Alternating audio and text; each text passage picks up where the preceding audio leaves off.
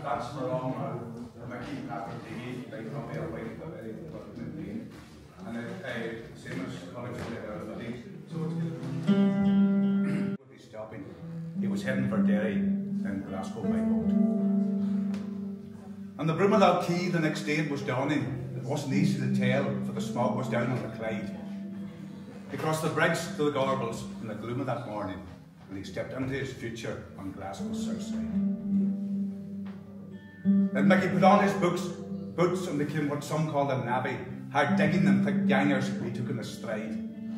He wrung the sweat from his vest as he timbered up headings, and he breathed compressed air, tunnelling under the Clyde. He became a virtuoso and jackhammer and jigger, though it left the fingers a bit stiffer for fiddle than bow. But he would dig up highlands and hornpipes. Though for nights spent raking with exiled old neighbours, he would dig up highlands and hornpipes and airs while lonesome and slow. And he'd seen the best of good men lose it all at the bookies. Escape from reality can have a hashly downside. He'd seen some hiding the bottle from relief from life's harshness, and he spared prayers from the lost ones on Glasgow's south side.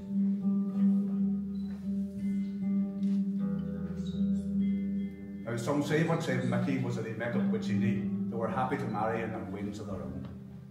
In 2 rooms and a kitchen, in a soot-begrimed tenement, that our walking pride turned into our first happy home. But Jeannie went working from 4 in the morning, office cleaning in town to earn much needed pay. And she wonders of the uniforms and the clothes horse still airing, as she hurries home to help the Wales start their school day.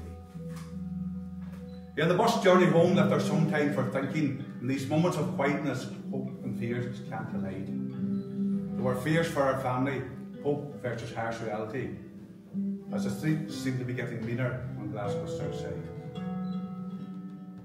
Yes, strong women raised families and held down their own jobs, even in those times when men were working far away from home. Seems immigrants are tolerated when they're of service to others. Seems some of the hardest to work for were some of our own.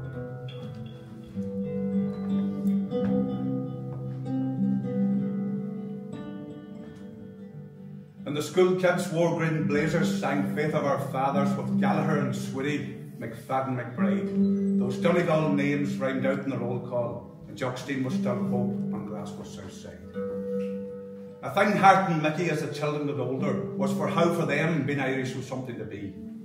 And for the jokes and the jibes, they'd been singled out as suspected, and there would be no acknowledging the Queen as they earned their degree. Now it had long dawned on Mickey he'd be no emigrant returning. He knew that old saying about time and about tide. For the weeks turned to months, and the months turned to seasons, as the years stacked up on Glasgow's south side. Their youngest daughter was left over to stay with her parents.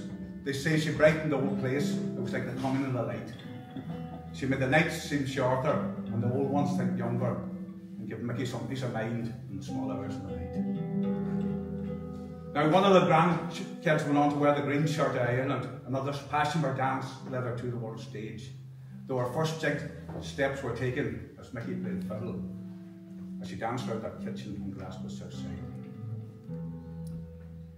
Then when Maggie turned her hand to dismantling society, there would be 1 in 5 jobless in Glasgow alone. So like a weary wanderer, the work he went following, toiling long hours from family and home. After 60 years of giving to the life of that city, there were great memories of good times. There were bad days there too. There would be send for the Irish if the lifting gets heavy, though when a scapegoat was needed, any Mick would do. Like the day of Cup celebration rang out with songs about slaughter as a young boy lay dying on the curbside. From Mickey's own townland, a family in mourning, one sad day for the Irish in Glasgow's south side. At the bus stop one evening, Mickey met an old neighbour as they slipped in the Gaelic like the old days back home, till a voice interrupted in self-righteous authority, saying, "The famine is over, why don't you Athenians go home?"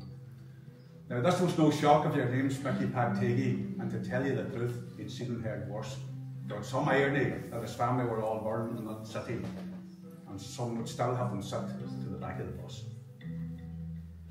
His grandson drove him to the airport to the rush of the morning. As the planes rose to the cloud, he could make out the coast of the Clyde. Ahead, carried from the airport, where his flight would be landing. It's 2 hours now to the home place from Glasgow south side. His daughter would meet him to him on the rest of the journey, a well-able person with ways of her own. She had stayed with the grandparents since she was just that wee Scotchie. She has her old house built now beside the old cottage home. Yes, the young ones made their own lives, and Jeannie's long gone. And the old graveyard he has long since laid his parents side by side. And inside his mind, there's a museum of memories, some made in the shadow of Muckish, some on Glasgow south side. Yes, there's still mist and Muckish in some fine summer mornings. The boy who left with the case is now an old man. He spent his life as an exile, mostly feeling like a stranger, and he feels like a stranger now in his own land. He calls this place home, where his heart still abides, though his best years were spent on Glasgow's south side.